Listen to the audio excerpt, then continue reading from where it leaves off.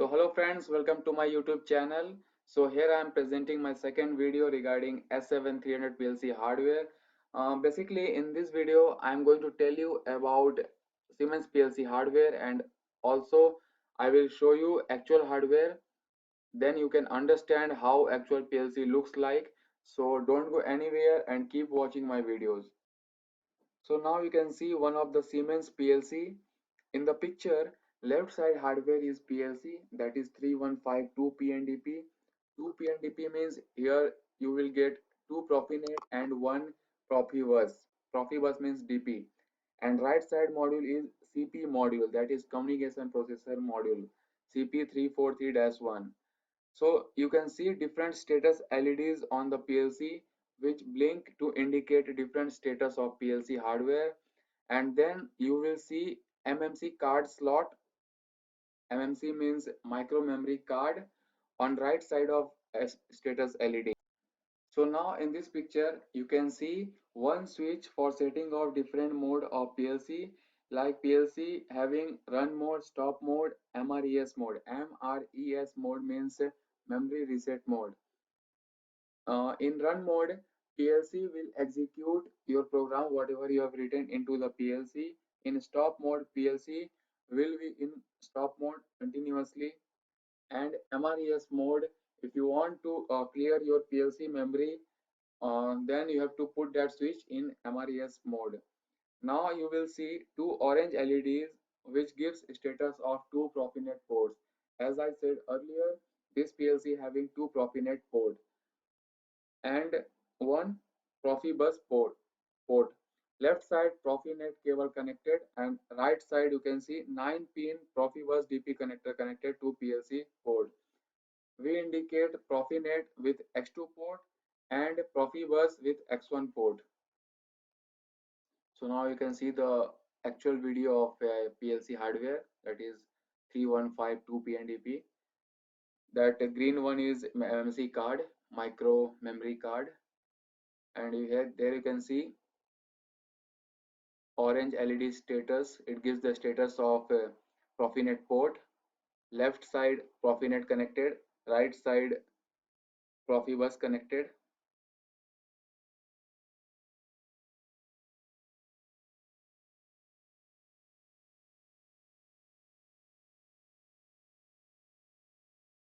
So below you can see 24-volt supply also connected.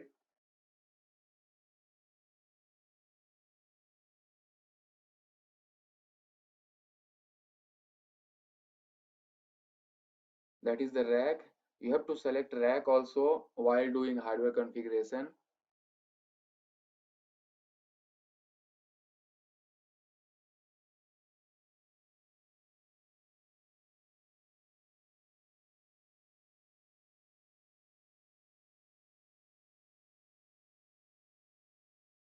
So that is the model number of CP module, and that one is the PLC model number.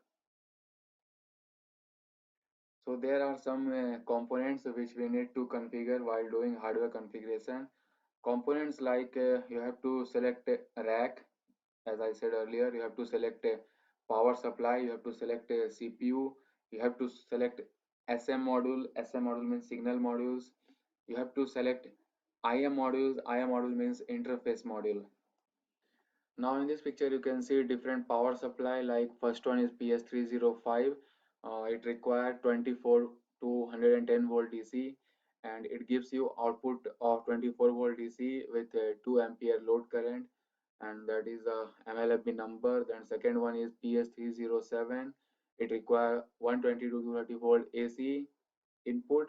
It gives you 24 volt DC output with a 2 ampere load current. Then third one is PS307.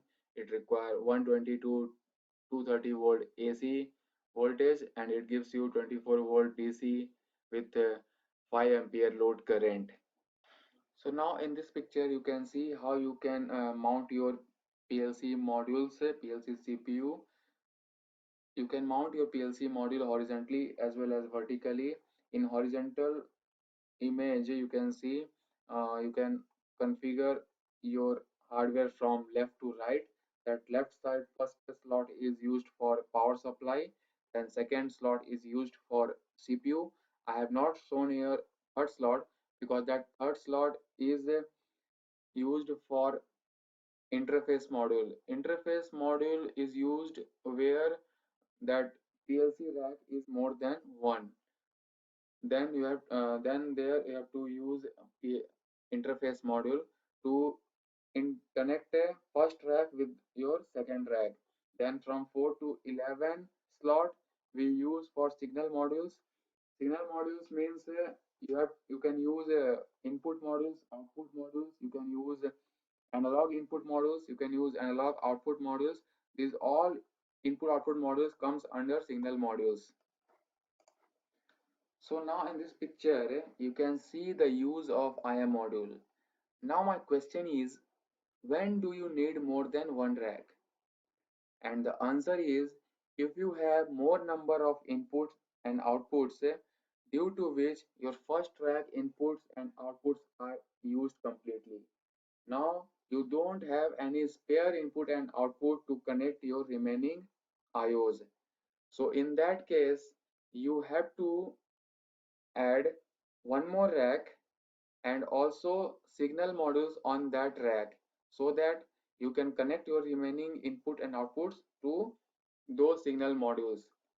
Now tell me, now you have configured second rack, okay? But how will second rack IO communicate with PLC? Because now there is no communication between second rack and first rack, okay? And the PLC is mounted on first rack, okay? So how that communication will happen? So in that case, we have to use IM module. Understand? So you have to connect your first rack IM module with your second rack IM module. Okay, and suppose in other case you have third rack. Okay, so in that case you have to connect your first rack IM module to second rack IM module and second rack IM module to third rack IM module. Okay, so now in this picture you can see different length of your rack, that is the rail.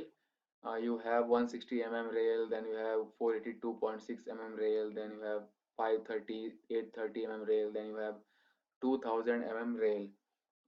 So below you can see we have width of different hardwares, and if you know the width of hardware then you can calculate the length of your rack. Okay, so like suppose for example I have one power supply, I have one CPU, okay, I have one input and I have one output.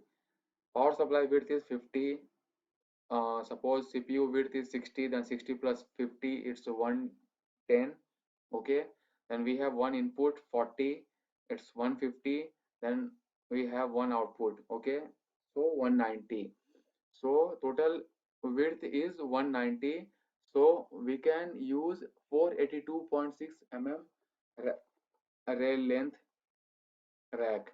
So in this image you can find a different full form of a common used abbreviation.